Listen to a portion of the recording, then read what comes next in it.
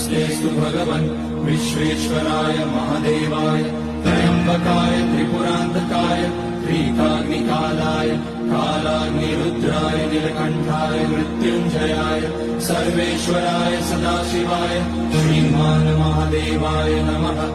ॐ नमः शम्भवाय च मयोभवाय च नमः शङ्कराय च मयस्कराय च नमः शिवाय च शिवतराय च। ॐ त्र्यम्बकं यजामहे सुगन्धिं पुष्टिवर्धनम् उर्वारुकमेव बन्धनान् मृत्योर्मुक्ष्यमामृतात्।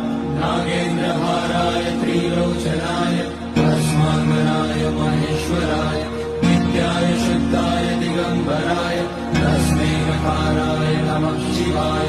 मन्दाकिनी सलिलचन्दनचर्चिताय नन्दीश्वर प्रमथनाथ महेश्वराय